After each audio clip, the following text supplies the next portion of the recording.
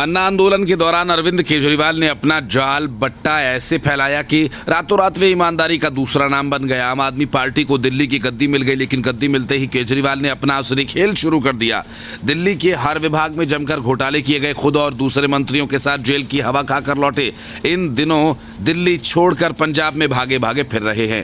केजरीवाल के इस खेल से आम आदमी पार्टी के कई नेता ऊब चुके हैं और उनमें से कई ने इस्तीफा दे दिया तो कई देने की तैयारी में है। ताज़ा मामला पूर्व IAFS अधिकारी आजाद सिंह डबास का है, जिन्होंने ताज़ा पार्टी से इस्तीफा दिया। डबास ने सिर्फ इस्तीफा नहीं दिया, बल्कि इस्तीफे के साथ पूरी पोल पट्टी ही खोल कर रख दी और कहा केजरीवाल ने इतना भ्रष्टाचार किया कि मैं उस पर पूरी किताब लिखने जा रहा हूं। केजरीवाल को घमंडी और सबसे भ्रष्ट बताते हुए डबास ने 3 पेज के अपने इस्तीफे में केजरीवाल को जमकर फटकारा। डबास ने कहा कि मैंने केजरीवाल को बताया था कि प्रवेश वर्मा उनके खिलाफ चुनाव लड़ेंगे, इसलिए अकेले चुनाव मत लड़ो, कांग्रेस से समझौता करो। लेकिन केजरीवाल अपने घमंड में चूर थे, इसलिए चुनाव हार गए।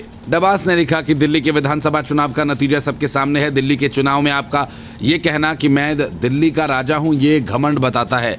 देश के प्रधानमंत्री को सरेआम चुनौती देते हुए कहना है कि वे इस जन्म में तो मुझे नहीं हरा सकते, इसके लिए उन्हें पुनर्जन्म लेना होगा। ये वाक्य आपके घमंड की पराकाष्ठा को ही दिखाता है। डबास ने इस्तीफे में आगे लिखा कि वे सर्वविदित बात है कि दिल्ली में आपकी सरकार में हुए शराब घोटाला के बाद आपको खुद लगभग 6 महीने, तत्कालीन आबकारी मंत्री मनीष सिसोदिया लगभग 1.5 साल, राज्यसभा सांसद संजय सिंह लगभग 6 महीने और आपके नज़दीकी सलाहकार विजय नायर सहित तमाम नेता जेल गए। जेल से बाहर आने के बाद अपने मजबूरीवश दिल्ली के मुख्यमंत्री का पद छोड़ा और ऐलान किया कि आप इस मामले को जनता की अदालत में लेकर जाएंगे और जनता ही तय करेगी कि आपके द्वारा भ्रष्टाचार किया गया या नहीं।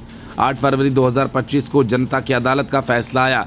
चुनाव परिणामों से ये ध्वनि निकली कि आप शराब घोटाला में लिप्त है। अगले कुछ सालों में न्यायालय का भी फैसला इस मामले में आ जाएगा और इसमें भी जनता की अदालत जैसा फैसला ही आने की पूरी संभावना है। अक्टूबर-नवंबर 2024 में दिल्ली विधानसभा चुनावों का प्रचार प्रसार करने के दौरान मुझे आम आदमी पार्टी द्वारा दिल्ली में की गई अवैध गतिविधियों के बारे में ऐसी जानकारियां मिली कि जो हैरान करने वाली थी। आपकी सरकार के दौरान शायद ही दिल्ली में प्रदेश में कोई ऐसा विभाग रहा हो जिसमें घोटाला न हुआ हो। आपके द्वारा कुछ महीनों से लेकर 6 साल की अवधि तक की कैग की 14 ऑडिट रिपोर्ट्स इसलिए विधानसभा टेबल पर नहीं लाई गई ताकि आपकी सरकार में हुए कई बड़े घोटालों की जानकारी आम जनता तक न पहुंच सके।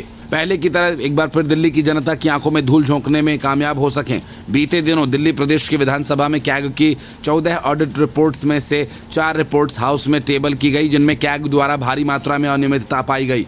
डबास ने लिखा कि दिल्ली में आपने जिस तरह का शासन किया वो एक शोध का विषय है। दिल्ली यूनिवर्सिटी JNU के छात्र उस पर PhD कर सकते हैं।